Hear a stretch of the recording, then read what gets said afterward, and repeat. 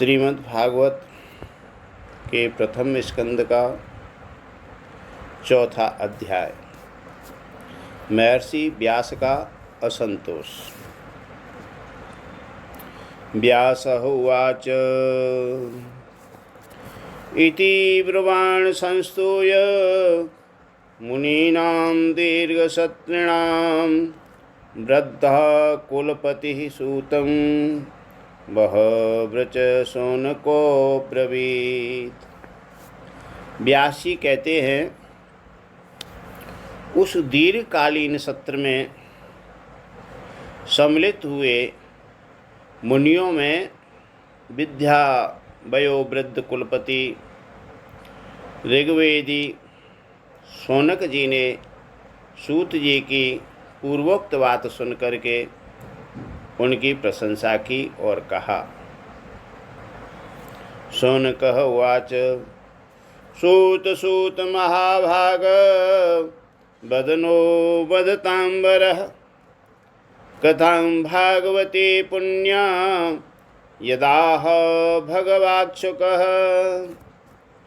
शौनक जी बोले कि हे सूत जी, आप वक्ताओं में श्रेष्ठ हैं तथा बड़े भाग्यशाली हैं।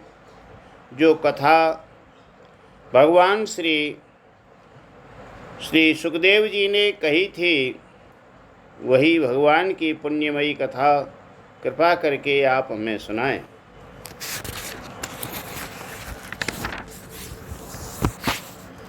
कस्मिन् युगे प्रवर्तेयं स्थाने वा केन हेतुना कुतः संयोदितं कृष्ण कृतवान् संहितां मुनिः। वह कथा किस युग में, किस स्थान पर और किस कारण से हुई थी? हे मुनिवर, श्री कृष्णद्वैपायन ने किसकी प्रेरणा से इस परमहंसों की संहिता का निर्माण किया था? उनके पुत्र सुखदेव जी बड़े योगी, समदर्शी, भेदभाव रहित, संसार निद्रा से जगे एवं निरंतर एकमात्र परमात्मा में ही स्थिर रहते हैं। वे छिपे रहने के कारण मूढ़ से प्रतीत होते हैं। तस्य पुत्रो महायोगी समद्रं निर्विकल्पक एकांतमतेरो निद्रो गूढ़ो मूढ़ इवेयते दृष्टानयांत्रमिस्मात्मजव्यनन् देव्यो हिया परिदरो धनसुतस्य चित्रं तदेक्ष प्रक्षति मनो जगतुस्तवाति स्त्री पुंविदान तो सुतस्य विवक्त दृष्टे। व्यास जी जब संन्यास के लिए वन की ओर जाते हुए अपने पुत्र का पीछा कर रहे थे, उस समय जल में स्नान करने वाली स्त्रियों ने नंगे सुखदेव को देखकर तो वस्त्र धारण नहीं किए, परंतु वस्त्र पहने हुए व्यास जी को देख करके लज्जा से कपड़े पहन लिए थे। इस आश्चर्य को देखकर जब व्यास जी ने उन स्त्रियों से इसका कारण पूछा, तो उन्होंने उत्तर दिया कि आपकी दृष्टि में तो अभी स्त्री पुरुष का भेद बना हुआ है, परंतु आपके पुत्र की शुद्ध दृष्टि में यह भेद नहीं है।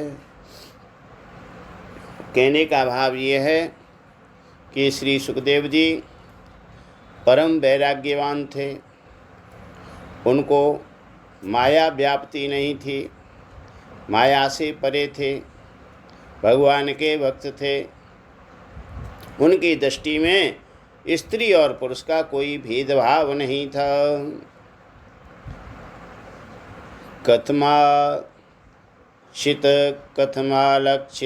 पौरे संप्राप्त कुरुजांगलान उन्मुक्त मूक जड़ व द्विचरण गजसाहिये कथं वा पांडवेयस्य राजर्षे मुनिना सह संवाद समभूतात् यत्रेषा सात्वती श्रुतिः। कुर्जांगल देश में पहुंचकर हस्तिनापुर में वे पागल, गूंगे तथा जड़ के समान विचरते होंगे। नगरवासियों ने उन्हें कैसे पहचाना कि ये सुखदेव हैं? पांडव नंदन राजर्षि परीक्षित का इस मुनि सुखदेव जी के साथ संवाद कैसे हुआ, जिससे यह भागवत संहिता कही गई,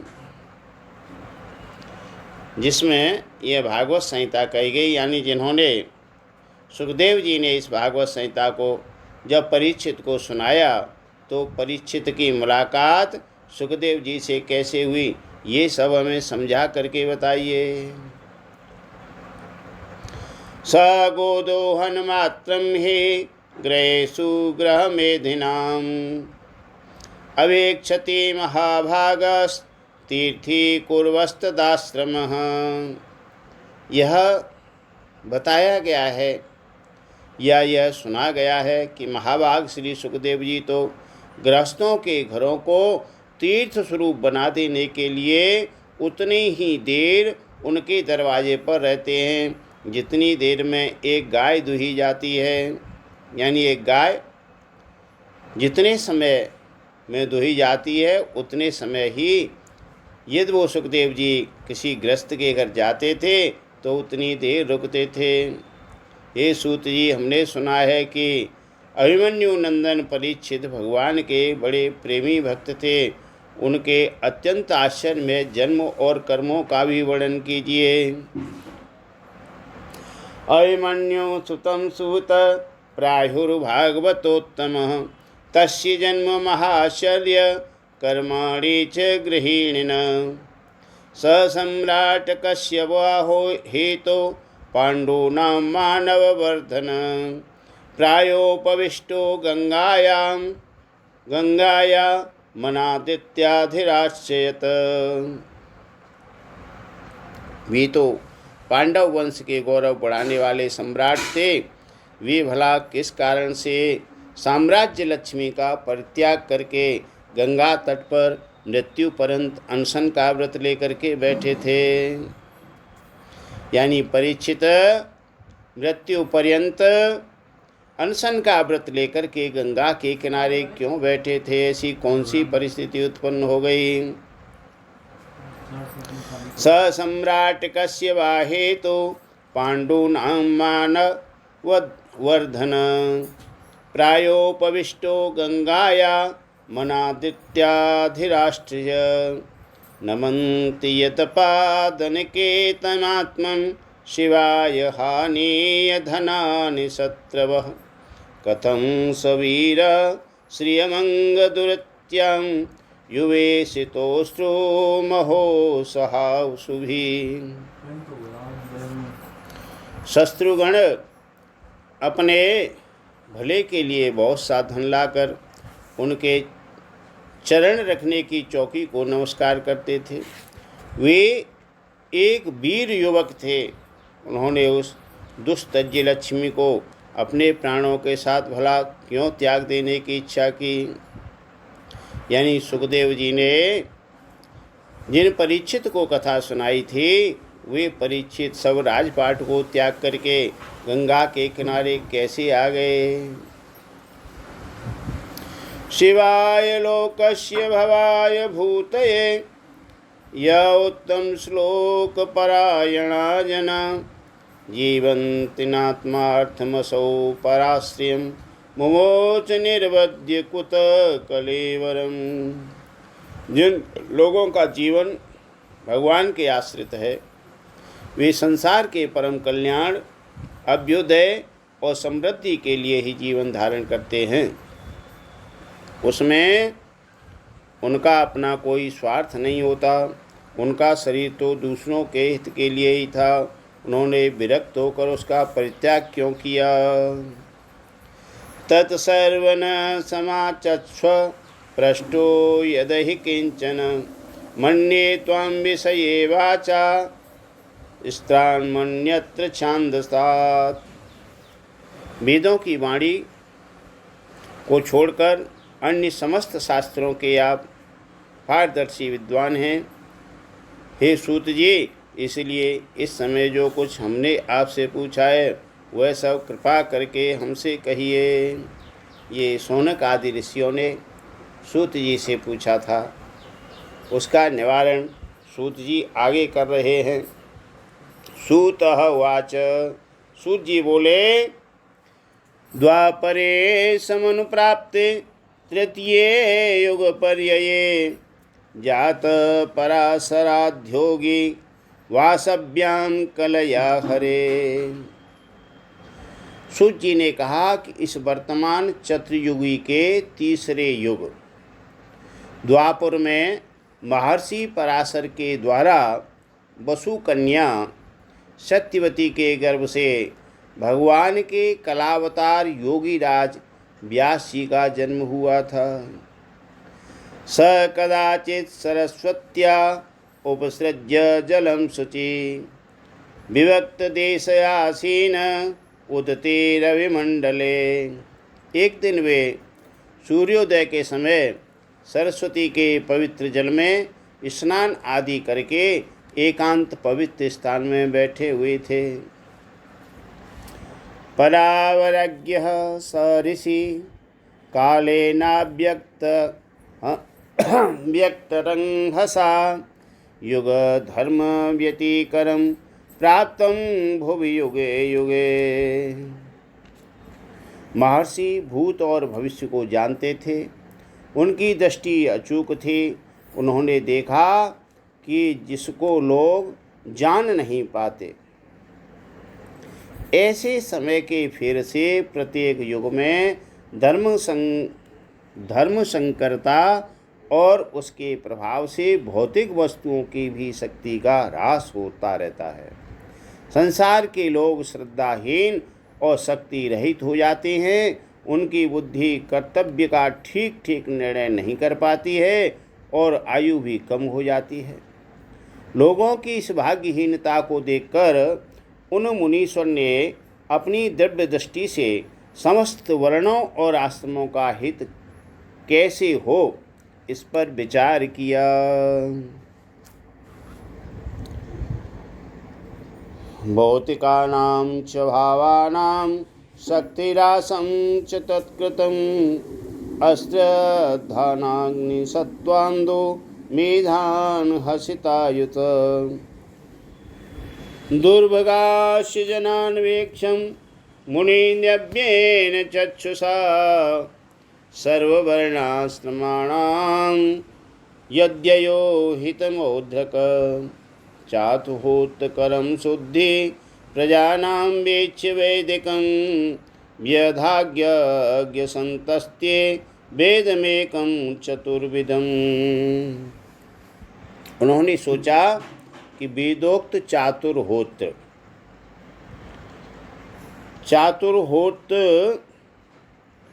कर्म लोगों का हृदय शुद्ध करने वाला है।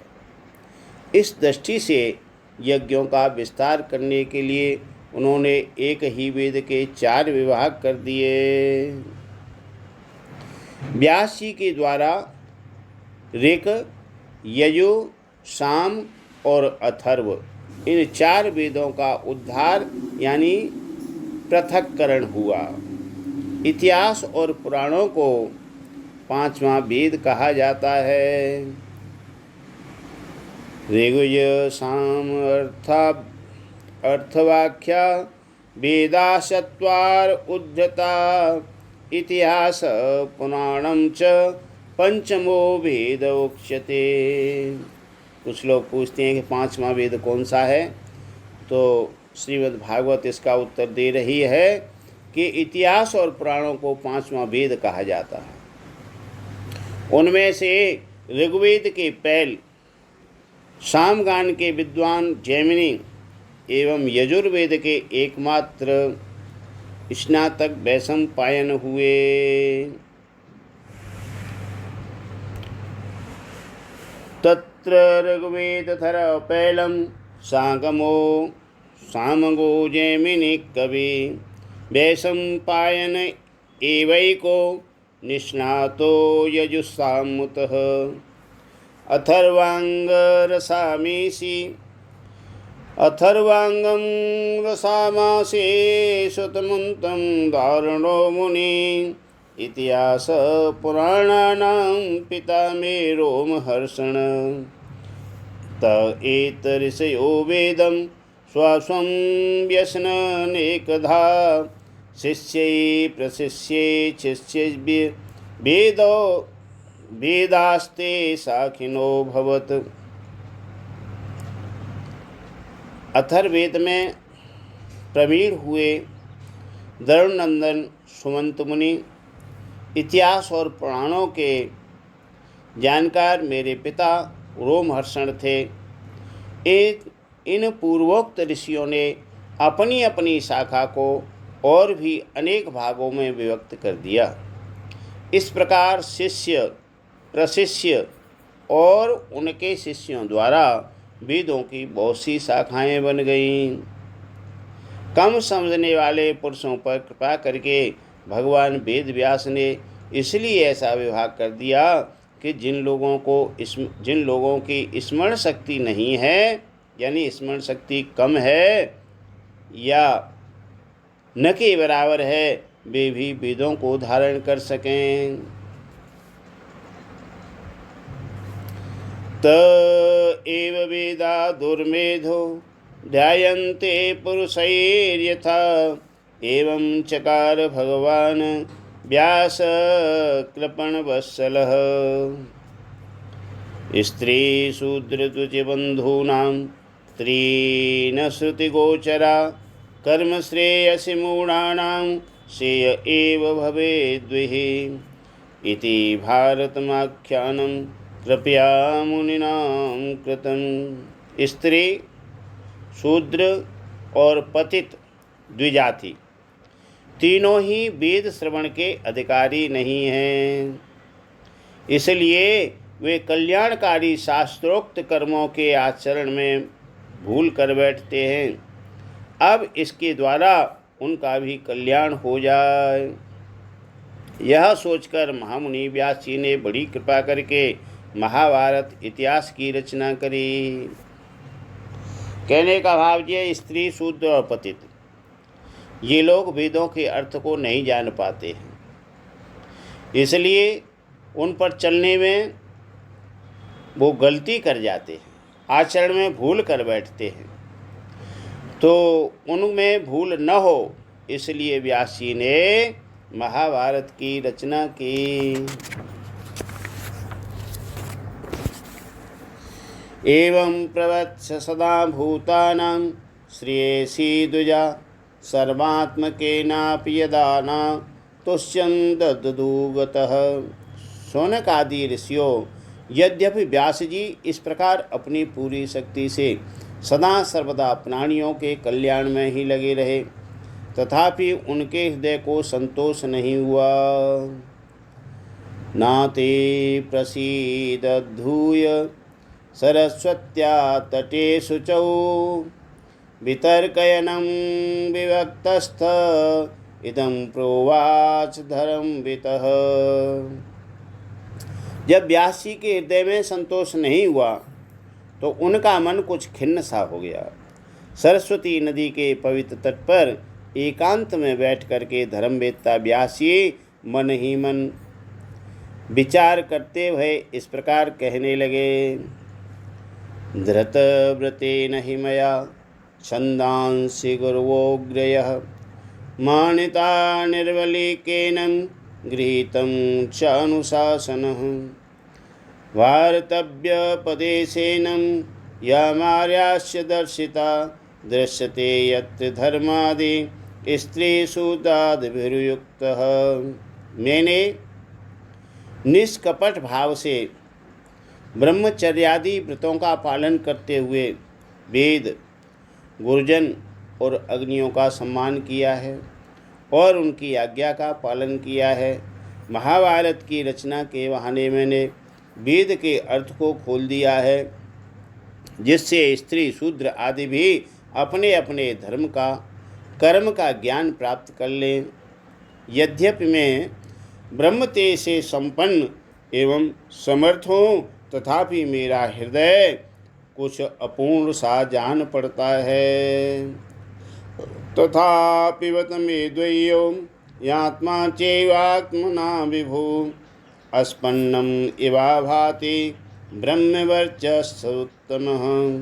किं वा भागवता धर्मा न प्रायेण निरूपिता प्रिया परमहंसानां तम एव ह्योत्तप्रियः। अवश्य ही अब तक मैंने भगवान को प्राप्त कराने वाले धर्मों का प्राय निरूपण नहीं किया है। वे ही धर्म परमहंसों को प्रिय हैं और वे ही भगवान को भी प्रिय हैं। कौन हो मेरा अपूर्ण मन, यानी जो अशांत मन है, इसकी अपूर्णता का कारण है। तस्यैव खिलमात्मानं मन्यमानस्य खिद्यत कृष्णस्य नारदो भाग्यादाश्रमं प्रागुदाहत। तमभिगाय सहसा प्रत्युत्थायागतं मुनि पूज्यामास विद्वन् नारदं सुरपूजितम्। ऐसा व्यासी अपने मन में विचार कर रहे थे। उसी समय श्री कृष्ण द्वैपायन व्यास इस प्रकार अपने को अपूर्ण सा मान करके जब खिन्न हो रहे थे, उसी समय पूर्वोक्त आश्रम पर देवर्षि नारद का आगमन हो गया। नारद बीड़ा बजाते हुए हरिगुण गान करते हुए वहाँ पर आ पहुँचे। उन्हें आया देख करके व्यासी तुरंत खड़े हो गए। उन्होंने देवताओं के द्वारा सम्मानित देवर्षि नारद की विधि पूर्वक पूजा करी। श्रीमद्भागवते महापुराणे पानमंस संहितायां प्रथम स्कंदे नैमिषारण्योपाख्याने चतुर्थोऽध्याय। बोलो श्रीमद्भागवत महापुराण की जय। अब नारद जी ने व्यास जी को किस तरह से समझाया, ये अगले अध्याय में इसकी कथा को सुनेंगे। बोलो भागवत महापुराण की जय।